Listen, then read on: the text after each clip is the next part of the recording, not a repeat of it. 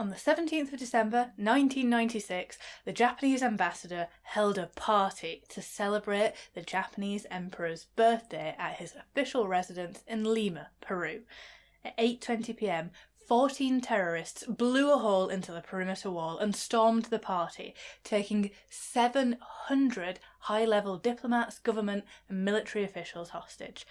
The standoff lasted 126 days. Who are these people? What did they want and how did it end? Well, the insurgents were part of a group called the Tupac Amaru Revolutionary Movement, or the MRTA as I shall refer to them from now on because it's a bit of a mouthful. They were a Marxist-Leninist revolutionary group and their demand was quite simple. They wanted 400 of their comrades released from prison, a figure that they would honourably and somewhat naively not budge on. Now, the MRTA knew that 700 people was simply too many to keep hostage long term, so they let all of the women go free after 4 hours, and this included the president's mum and his sister. Honestly, my first thought was, can you imagine having to do 4 months in Spanx and your party heels? Your feet would just be stumps, wouldn't they? I would be begging the Red Cross to send in makeup wipes. A thimble of micellar water, please.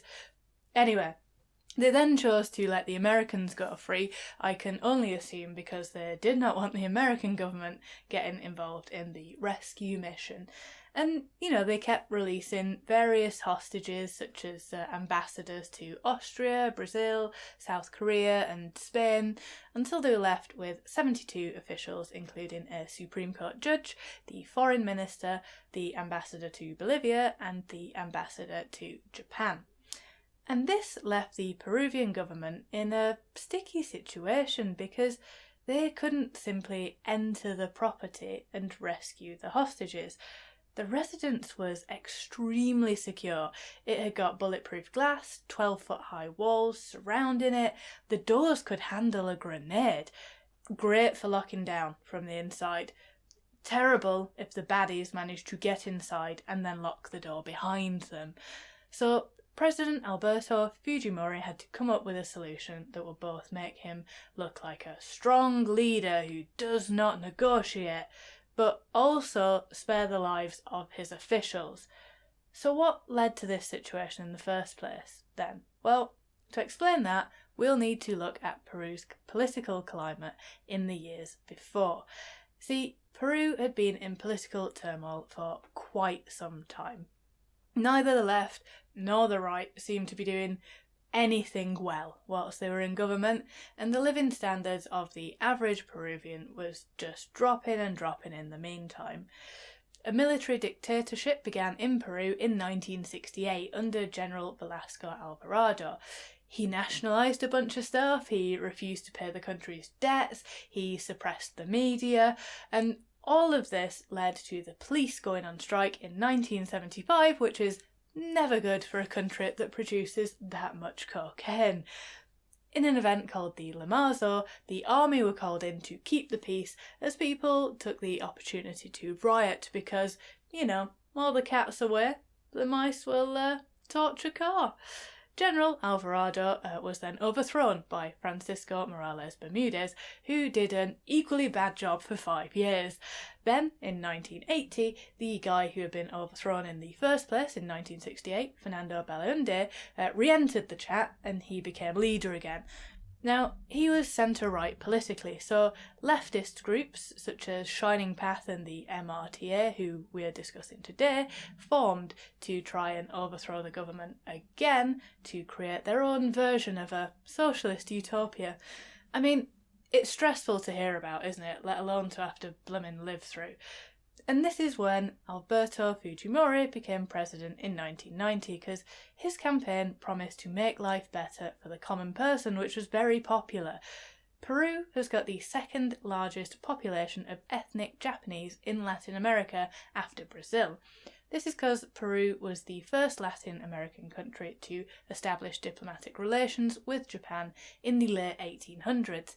And Fujimori leaned on the stereotypes of Japanese people being honest and hard-working to secure his presidency. He then took office and proceeded to be a right bastard. He was eventually incarcerated for various crimes against humanity, such as forced sterilisations of about 250,000 people. But we're not there yet. We're at the Japanese ambassador's official residence, where 72 people are being held hostage.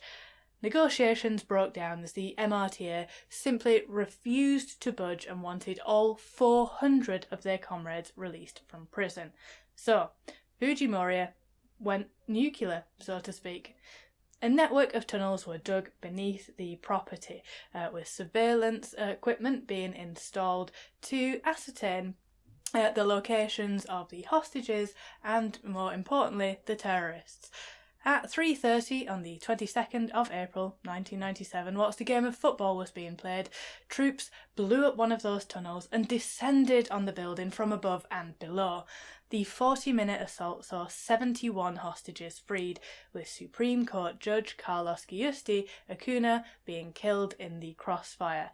2 Peruvian soldiers were killed and all 14 of the MRTA members. At the time, this was reported as them dying in fighting, but it turns out that at least 3 of them had surrendered and were executed. In fact, the chief intelligence officer was charged in 2002 for ordering their execution. The MRTA no longer existed after this. The rescue mission was celebrated as a success around the world, and to be fair, 1 hostage fatality out of a potential 700 is pretty successful. You know, if you ignore the circumstances of the other deaths on that day. I guess it was just a bad do all round, really, wasn't it? Anyway, thank you so much for watching. Why not subscribe, and I'll see you tomorrow.